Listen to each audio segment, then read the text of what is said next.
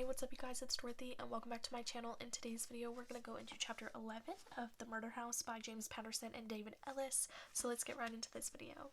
This video may contain sensitive topics and foul language. If you do not wish to continue, I suggest you click off the video now. You have been warned. Chapter 11. The chief has the porch light on for me when I walk up the steps to his house. The squad car that drove me here idles in the driveway. The door is open and Uncle Lang has a bottle of gin and 2 glasses on the kitchen table. Dirty dishes are piled high in the sink just as they were earlier today, with evidence of meal choices, remnants of dried ketchup, of smears of brown gravy, a bit of hamburger. The floor could use a good wash too. The clock on the wall says it's almost 2 in the morning.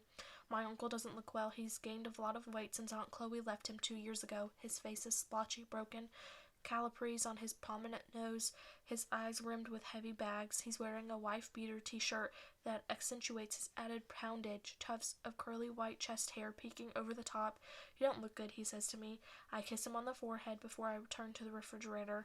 "I was just thinking the same about you. Still drinking, I see." I take another glance into his refrigerator. The fruit container still hasn't been touched, but a second square is missing from the pan of spinach lasagna. I look back at him with an eyebrow raised. "See," he says, "I listen to you." "Yeah." I take a seat across from him. "And if I look through your trash, will I find the entire square piece of lasagna without a bite taken? Now you've insulted me." I'm insulted. That's not a denial, but I can't spend every waking moment hectoring him. I'm serious, though. Uncle Lang says, "You look worn out. Are you still having nightmares?" I shrug. It's been a thing since I returned to Bridgehampton. Usually they come at night, and the sensation of choking, the terror, the desperate cries. What happened to me today at 7 Ocean Drive was the first time it ever happened during the daylight. Lang pours me an inch of gin and slides a glass across the table. "Maybe you never should have come back here." The thought has crossed my mind. It leads to another thought. "Why did my family stop coming here when I was a kid?" I ask. The chief shrugs. "A story for another time." "So there's a story. Something happened." Lang casts a fleeting glance at me, then deflects. "Did you move the body tonight?" I nod. "We had to cut the tree from underneath her. Didn't want to separate her from the trunk yet. Never know what forensics might pick up. Good that you moved her. I don't need to see photos in the patch tomorrow.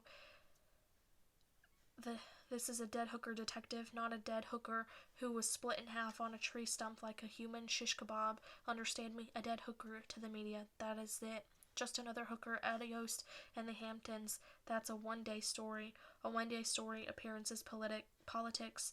There's an election coming up, and the town supervisor is already feeling heat from the Zach Stern, Melanie Phillips murders.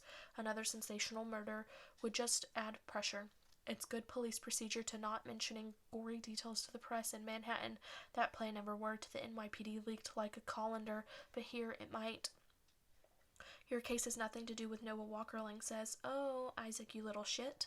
Talk about leaks. No wonder the chief wanted me to meet tonight. Isaac must have sneaked away from me in a free moment and called him. So I know where his loyalties lie, that little twerp. Too early to tell, I say.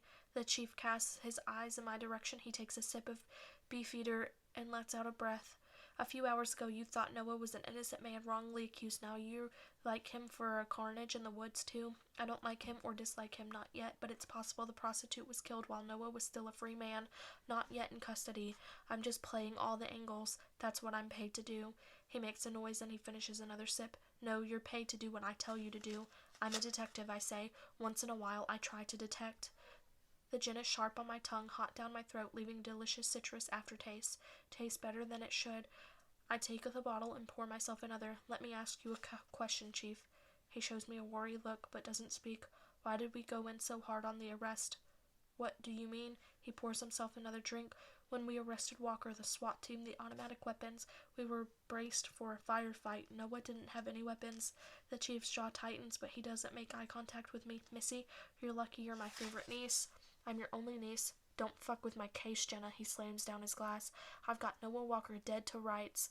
I need that solved. I've got orders from on high. You start tying this dead hooker murder in with it, then we have to turn your report over to the Walker's lawyer, and he'll play with that window of time, maybe 2 days, maybe 3, maybe Noah was already in custody when the hooker got hers, and suddenly Clarence Darrow is saying that one person did both murders, and that one person couldn't have been Noah Walker. And what if it's true?"